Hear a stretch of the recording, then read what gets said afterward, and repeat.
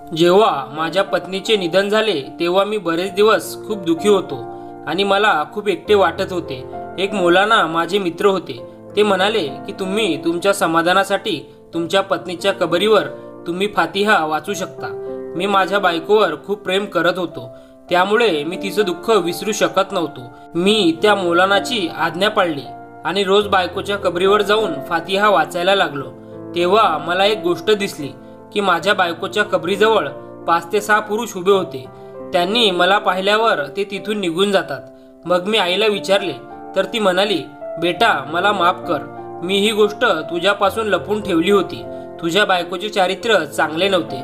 तिच्या कबरीजवळ जे 5 ते 6 माणसे येतात ते तिचे प्रियकर आहेत। त्या दिवसापासून मी माझ्या बायकोचा तिरस्कार करू लागलो।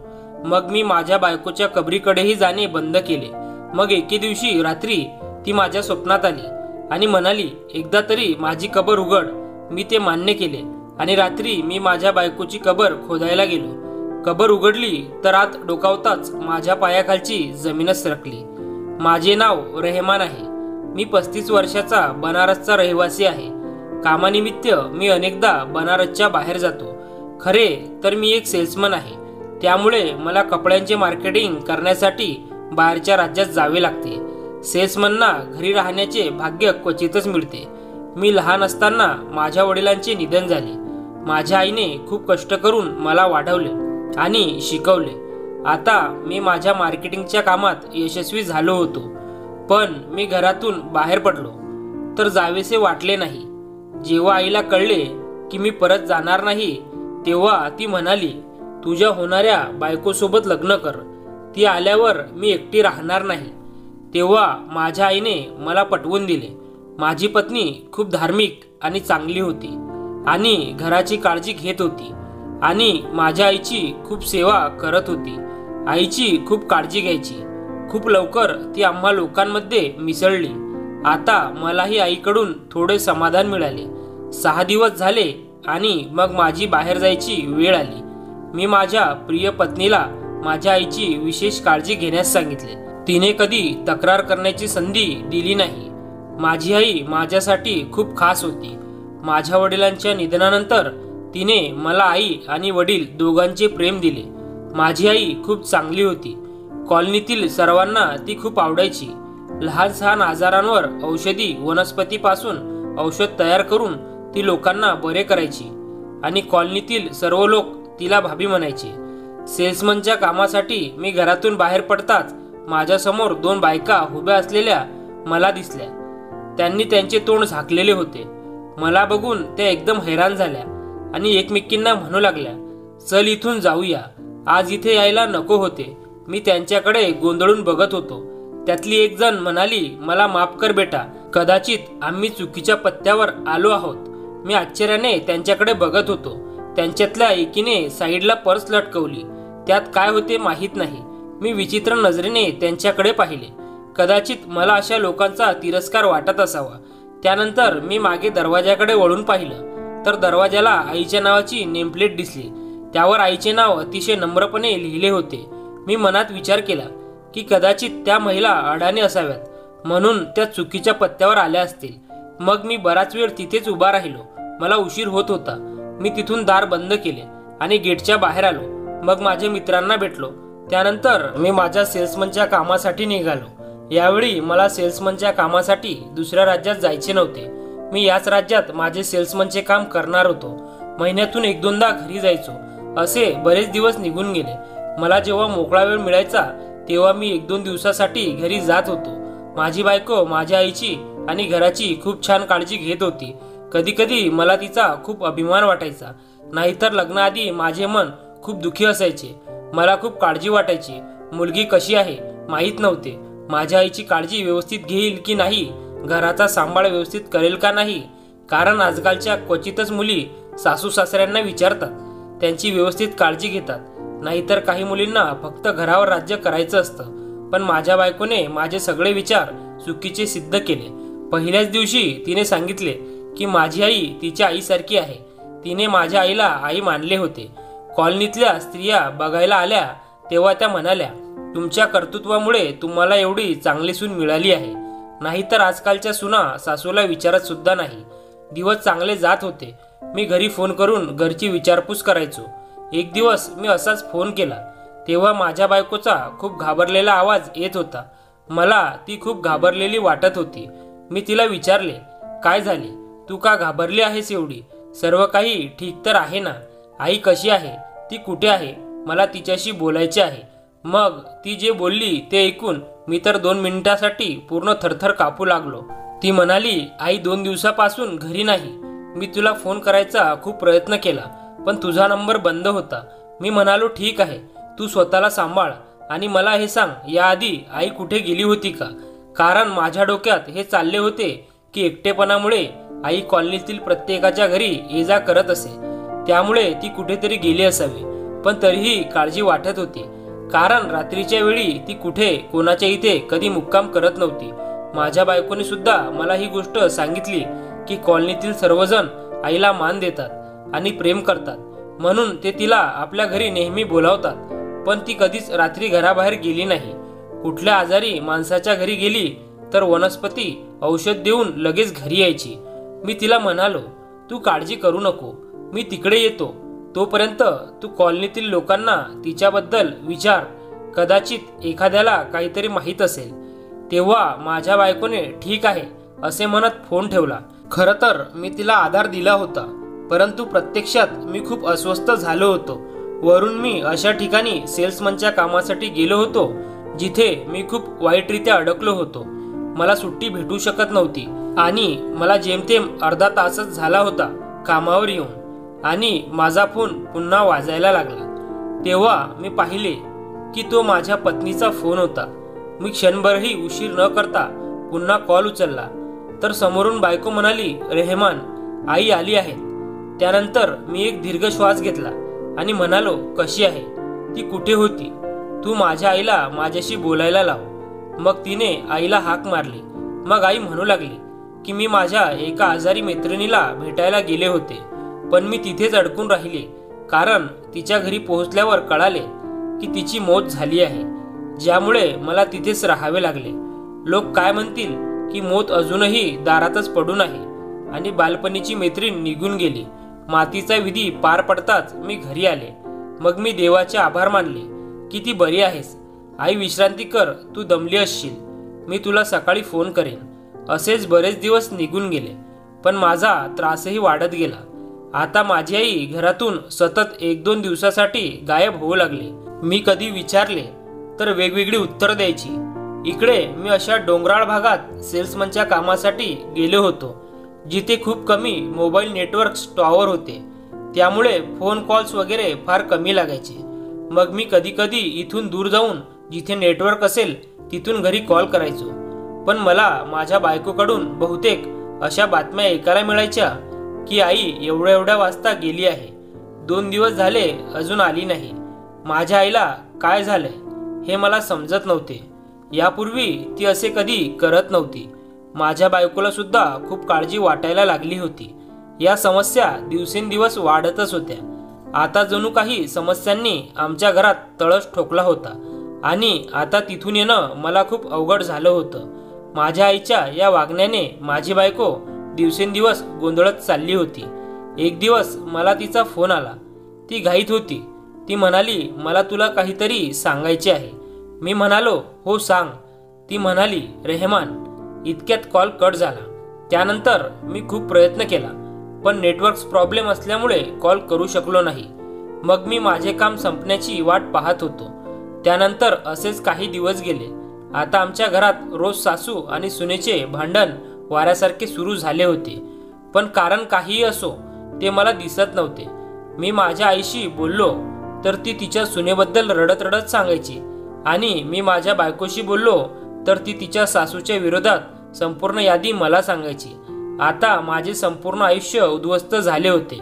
ज्या महिलावर मी विश्वास ठेवला आणि त्यांना योगायोगाने एकत्र राहताना पाहून मला अभिमान वाटायचा, मी देवाचे आभार मानायचो, आणि आज त्या दोघींनी मला देवाकडे तक्रार करण्यास भाग पाडले. आता मला वाटू लागले की लग्न करून मी काहीतरी चूक केली आहे. आई एकटी होती तेव्हा ती खूप आनंदी होती आणि माझ्या आयुष्यातही खूप शांतता होती. मग अचानक मी माझे विचार झटकले आणि देवाचे आभार मानले की मी घरी राहत नाही हे चांगले आहे, नाहीतर याची रोजची किटकिट ऐकून मी वेडाच झालो असतो. मी त्या दोघींच्या मध्ये खूप विचित्र अडकलो होतो. एका बाजूला माझी आई आणि दुसऱ्या बाजूला माझी बायको. का माहीत नाही, पण मला माझ्या बायकोचे म्हणणे खरे वाटायचे. पण दुसऱ्या बाजूला माझी आई होती. एके दिवशी मला कामावरून काही दिवसासाठी सुट्ट्या मिळाल्या. मी सामान बांधले आणि घराकडे निघालो. माझ्या घरी एक गंभीर समस्या माझी वाट पाहत आहे हे मला माहीत नव्हते. तिकडं माझे आयुष्य उद्ध्वस्त झाले होते आणि मी घरी जाताना प्रवासाचा आनंद लुटत होतो. 2 दिवसांच्या प्रवासानंतर जेव्हा मी घरी पोहोचलो तेव्हा माझ्या पायाखालची जमीनच सरकली. एकाच वेळी सर्व आभाळ माझ्यावर कोसळले. सर्वनाश झाला होता आणि माझे किती दुर्दैव म्हणावे लागेल जेव्हा मी गेटच्या आत प्रवेश केला आणि पाहिलं की काही बायका घराच्या अंगणात बसल्या होत्या. आमच्या घरी संपूर्ण कॉलनीतले लोक जमले होते, पण त्यात माझी आई आणि बायको कुठेच दिसत नव्हती. मला जाणवलं की काहीतरी गडबड आहे.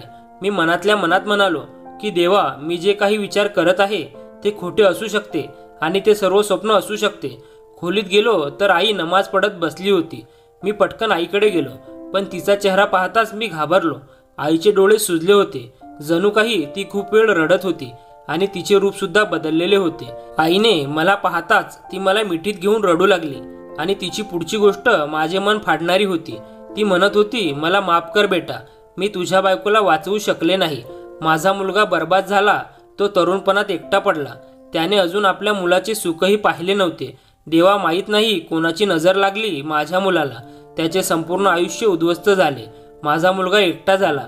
मी आश्चर्याचा पुतळा बनलो. मी माझ्या कानाने जे काही ऐकले त्याच्यावर माझा विश्वासच बसत नव्हता. मी अस्वस्थ होऊन बायकोला हाक मारू लागलो, कुठे आहे तू वसीमा? लवकर इकडे ये, आईसाठी पाणी घेऊन ये. माझा आवाज ऐकून आई जोरजोरात रडू लागली आणि बाहेरच्या बायका उठून दारात उभ्या राहिल्या. खोलीतले काही जण माझ्याकडे खेदाने बघत होते, काही माझ्याकडे दुःखाने बघत होते. काहींच्या डोळ्यात सहानुभूती होती तर काहींच्या डोळ्यात दया होती. वसीमा आहे, ती मला आणि तुला सोडून जाऊ शकत नाही. मी माझ्या आईला म्हटलं, आई, वसीमा कुठे आहे? ती झोपली आहे का? तू तिला खूप डोक्यावर बसवले आहे. तिने मला पाणी सुद्धा विचारले नाही. थांब, तिला मी घेऊन येतो. मी आईजवळून उठताच आईने मला पकडून कॉटवर बसवले आणि म्हणाली की बेटा, तू इथेच बस. तुझी बायको आपल्याला सोडून गेली आहे. ती आता कायमचीच गेली आहे. आता तिला कोणी परत आणू शकत नाही. तू तिला माझ्यासोबत राहायला सोडलं, पण तिने मला एकटं सोडलं. तिला तुझी किंवा माझी काळजी नाही. आम्ही कसे एकटे राहील? आता तुला कोण पाणी विचारेल बेटा? तुझी बायको मेली, आता ती येणार नाही. आईच्या बोलण्यातून बायकोच्या मृत्यूची बातमी ऐकून कानात कोणीतरी काच घातल्यासारखं वाटत होतं. काही क्षण माझ्या हृदयाची धडधड थांबल्यासारखे मला वाटले. माझ्यावर अत्याचाराचे डोंगर कोसळले होते आणि मला माझ्या जीवाची जाणीवही झाली नाही. माझी बायको मला 2 दिवसापूर्वी सोडून गेली होती आणि मी इतका दुर्दैवी आहे की तिला शेवटच्या वेळी पाहूही शकलो नाही. मी तिच्या मृतदेहाला खांदा सुद्धा देऊ शकलो नाही. आईच्या कुशीत डोके ठेवून मी लहान मुलासारखा रडत होतो. मी खूप दुःखी होतो. मी स्वतःलाच शिवाशाप देत होतो की माझ्या कमाईचा काय उपयोग जेव्हा माझी बायको माझ्या घरात नाही आणि मी त्या पैशाचे काय करणार? आज मला वाईट वाटत होते. कदाचित मी या दोघींना सोबत ठेवले असते. आई म्हणाली, मला माफ कर बेटा, तिने तुझ्याकडून शेवटचं दर्शनही हिसकावून घेतलं. पण काय करणार? अंत्यसंस्काराची अवस्था अशी नव्हती की 2 दिवस तिला ठेवता आले असते. कॉलनीतल्या लोकांच्या सांगण्यावरून ते दफन करावे लागले. मी आईच्या म्हणण्यावर आश्चर्यचकित झालो. आईला विचारले, म्हणजे काय? अंत्यसंस्काराची स्थिती अशी नव्हती. काय झाले होते? ती कशी मेली? माझा प्रश्न ऐकून आई क्षणभर घाबरली आणि पटकन म्हणाली की ती त्या दिवशी टेरेसवर कपडे काढायला गेली होती. टेरेसचे एका बाजूचे रेलिंग तुटले होते. तिला ही गोष्ट माहीत होती, पण तरीही ती त्या बाजूला कशी गेली हे माहीत नाही. मी नमाज वाचत होते आणि अचानक मला तिची किंकाळी ऐकू आली आणि मला वाटले की अंगणात कोणीतरी पडले आहे. मी धावत बाहेर गेले आणि पाहिले तर ती पूर्णपणे रक्ताने माखलेली होती. शेजारच्यांच्या मदतीने तिला लगेच दवाखान्यात नेले. तेव्हा कळले एवढ्या उंचावरून पडल्यामुळे तिच्या डोक्याला खूपच गंभीरपणे इजा झाली आहे. पाठीच्या आणि कमरेच्या हाडाचा भुगा झाला होता. हॉस्पिटलमध्ये नेल्यावर ती फक्त 20 मिनिटे जिवंत राहिली. मग तिने आपला जीव सोडला. हे आई सांगत असताना पुन्हा एकदा आम्ही एकमेकांच्या गळ्यात पडून रडलो. तेव्हा आम्ही म्हणालो की मला तिच्या कबरीपाशी जायचे आहे आईने मला एका शेजारच्या व्यक्तीसोबत स्मशानात पाठवले. माझ्या पत्नीची कबर एका कोपऱ्यात बांधली होती. मी बराच वेळ कबरीपाशी थांबून माझे मन हलके केले. त्यानंतर मी घरी आलो. आज तिसऱ्या दिवशीची देवाकडे तिची दुआ केली. दुआ केल्यानंतर मी आणि आई बसलो होतो. तेवढ्याच शेजारून 2 स्त्रिया आल्या आणि म्हणाल्या की बेटा, आज तिसरा दिवस आहे. तुझी आई रडत आहे. तिलाही पहिला हृदयविकाराचा झटका आला होता. आमच्यासोबत पाठवा, कारण आई आनंदी राहील. इथे बसून टेन्शन घेऊन त्यांना पुन्हा एकदा हृदयविकाराचा झटका येऊ शकतो. हृदयविकाराचा झटका ऐकून मला आश्चर्य वाटले. आईने ही गोष्ट माझ्यापासून का लपवली? त्यानंतर मी आईला त्यांच्यासोबत पाठवले आणि उठून खोलीत आलो. आई रात्री 1 वाजता परत आली. तिच्यासोबत एक बाई पण होती. ती म्हणाली, तुझ्या आईला झोपेची गोळी दिली आहे, तिला झोप लागावी म्हणून. मी तिला इथेच राहायला सांगितले होते, पण ती म्हणाली माझा मुलगा एकटा आहे. माझ्या आईवर खूप प्रेम होते. माझी आई खूप चांगली होती, पण मला माहीत नव्हते की तिच्यात किती भयंकर स्त्री दडलेली आहे त्या आईमध्ये. माझ्या बायकोच्या मृत्यूनंतरचा आज 10वा दिवस होता. मी रोज तिच्या कबरीवर फातिहा वाचायला जायचो. पण तिथे एक गोष्ट माझ्या लक्षात आली, ज्यामुळे मी खूप अस्वस्थ झालो आणि विचार करायला लागलो की प्रत्येक वेळी माझ्या बायकोच्या कबरीजवळ 5 ते 6 माणसे नक्की दिसतात. मग एक दिवस मी आईला विचारले, तर ती म्हणाली, बेटा मला माफ कर, मी ही गोष्ट तुझ्यापासून लपून ठेवली होती. तुझ्या बायकोचे चारित्र्य चांगले नव्हते. तिच्या कबरीजवळ जे 5 ते 6 माणसे येतात ते तिचे प्रियकर आहेत.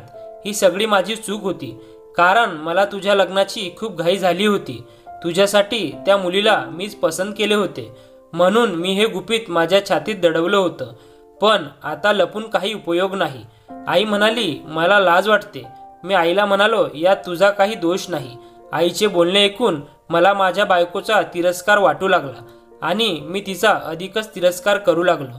त्याच रात्री माझी बायको माझ्या स्वप्नात आली आणि मला म्हणाली, माझी कबर उघड. आणि मी आश्चर्यचकित झालो. हे कसले स्वप्न आहे? वेळ पाहिली तेव्हा रात्रीचे 2 वाजले होते. मी धीर करून उठलो आणि स्मशानाच्या दिशेने निघालो. तिथे गेल्यावर कबर उघडतात मला धक्काच बसला. आतील दृश्य कबर नाही, तर आत एक गुफा होती. हलका पिवळ्या रंगाचा आणि लाल रंगाचा दिवा जळत होता. एक वर्तुळ बनवले होते, ज्यात वेगवेगळे दिवे आणि मेणबत्त्या पडलेल्या होत्या आणि त्यावर एक स्त्री बसून काहीतरी वाचत होती. तिचे केस तिच्या चेहऱ्यावर विखुरले होते, त्यामुळे तिचा चेहरा झाकलेला होता. मी पुढे पाहिलं तर माझे डोळे आश्चर्याने विस्फारले. पुढे पाहिले तर माझ्याच कॉलनीतील काही महिला डोके खाली करून बसल्या होत्या. मी आश्चर्याने पुन्हा त्या खोलीत लपत इकडे तिकडे पाहिले, तर एका कोपऱ्यात दिसलेल्या दृश्याने माझ्या पायाखालची जमीनच सरकली. माझी बायको वसीमाला एका जाड दोरीच्या सहाय्याने बांधून ठेवले होते आणि एक बाई सतत तोंडात काहीतरी टाकत होती.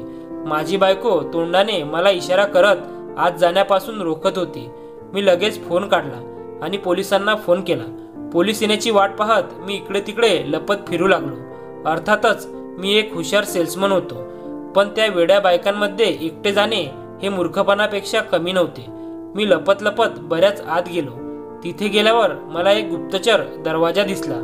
दिवसाच्या वेळी बाहेर पडण्यासाठी त्या दरवाजाचा वापर केला जायचा, कारण तो मार्ग अतिशय घनदाट जंगलात निघायचा. मी तात्पुरता गोंधळून गेलो होतो. मला हे काय प्रकरण आहे ते समजत नव्हते. माझी पत्नी जिवंत आहे, तर आई म्हणते की ती मेली आहे. तिच्या कबरीऐवजी ही आतमध्ये खाली एक रहस्यमय गुफा होती. त्यानंतर काही वेळातच पोलीस आले. आम्ही दार उघडून आत गेलो आणि सर्व महिला तोंड लपवत तेथून पळू लागल्या, परंतु पोलिसांनी सर्वांना पकडले. जेव्हा इन्स्पेक्टरने केस विखुरलेल्या महिलेला पकडले तेव्हा ती ओरडू लागली आणि म्हणाली, मला सोडा, तुम्ही मला ओळखत नाही. मी तुम्हा सर्वांना भस्म करून टाकेल. मी शैतान आहे, फक्त 2 रात्रीसाठी आहे आणि त्यानंतर मी तिचा बळी देऊन मरेन. तिचा इशारा माझ्या पत्नीकडे करत होता. पुढे जाऊन पोलिसांनी त्या स्त्रीच्या चेहऱ्यावरील केस साईडला केले. तेव्हा मला माझ्या पायावर उभं राहणं कठीण झालं होतं. ती शैतान दुसरी कोणी नसून माझी आई होती. विश्वास बसणं कठीण होतं, कारण माझी आई 5 वेळची नमाज आणि तहज्जुद पाळणारी महिला होती. मग ही शैतानी बाई कशी झाली? या सर्वांना पोलीस पकडून घेऊन गेले. मी बेशुद्ध पडलेल्या माझ्या पत्नीकडे गेलो. मी तिला दोरखंडातून सोडवून घरी आणले. माझ्या मनात अनेक गोंधळ चालू होते. मी माझ्या पत्नीची शुद्धीत येण्याची वाट पाहू लागलो. थोड्याच वेळात ती शुद्धीवर आल्यावर तिने मला जे सांगितलं ते ऐकून स्वर्ग आणि पृथ्वी एक झाल्यासारखे वाटत होते. माझी पत्नी म्हणू लागली की माझ्या सासूबाई खूप चांगल्या आणि पवित्र स्त्री होत्या. त्या लोकांच्या खूप मदत करत होत्या. औषधी वनस्पतीपासून औषध बनवून आजारी लोकांना बऱ्या करायच्या. जेव्हा ते आईला पैसे वगैरे देण्याचा प्रयत्न करायचे तेव्हा आई म्हणायची की माझा मुलगा जे कमावतो त्यातून चांगल्या प्रकारे आमचे घर चालते, मग मी तुमचे पैसे का घेऊ. असेच एक दिवस आई एका साप चावलेल्या व्यक्तीच्या घरी औषध घेऊन चालली होती. त्या दिवशी तिकडून परतत असताना त्या बहुरूपी महिलेने माझ्या आईला ठार मारले, कारण तिला अशा स्त्रीची जागा घ्यायची होती जी खूप चांगली आहे, म्हणजे जिचा सर्व आदर करतात, जेणेकरून ती तिच्या आडून आपला ढोंगी कारभार करू शकेल. ती महिला कधीपासून आईवर लक्ष ठेवत होते ते माहीत नाही. तिला आईच्या सगळ्या गोष्टी, सगळ्या सवयी माहीत होत्या, म्हणून तिने आईला मारून तिची जागा घेतली. तिच्यासोबत आणखी काही महिला आमच्याच कॉलनीतल्या होत्या. एक दिवस ती बाई आणि त्या बायकांचे बोलणे माझ्या बायकोने सगळे ऐकले होते. तिने मला सांगायचा खूप प्रयत्न केला, पण माझ्याशी तिचे बोलणे होऊ शकले नाही. त्या बाईला समजले की माझ्या बायकोने त्यांचे सगळं बोलणे ऐकले होते. माझ्या बायकोला समजले होते की ती बाई आपली सासू नसून दुसरीच कोणीतरी आहे. ती बाई म्हणाली की हिला रस्त्यातून काढून टाकावं लागेल. मग तिने माझ्या बायकोला मारायला सुरुवात केली. तेवढ्यात दुसरी बाई म्हणाली की काही दिवसांनी आपल्याला बळी देण्यासाठी एका महिलेची गरज आहे. त्या सर्व महिलांनी मला निवडले. त्यांनी मला त्या खोलीत बंद केले आणि इथेच त्यांनी माझ्या मृत्यूचे नाटक रचले. हे सर्व ऐकून मला धक्काच बसला. मला माझ्या आईची खूप आठवण आली. तसेच मी बायकोच्या मांडीवर डोकं ठेवून झोपी गेलो. सकाळी उठल्यावर मी पोलिसांना फोन करून सर्व हकीकत सांगितली आणि त्यासोबतच त्या महिलेला फाशीची शिक्षा द्यावी अशी विनंतीही केली. मित्रांनो, अंधश्रद्धेला बळी पडू नका. सतर्क रहा आणि सुरक्षित रहा. धन्यवाद.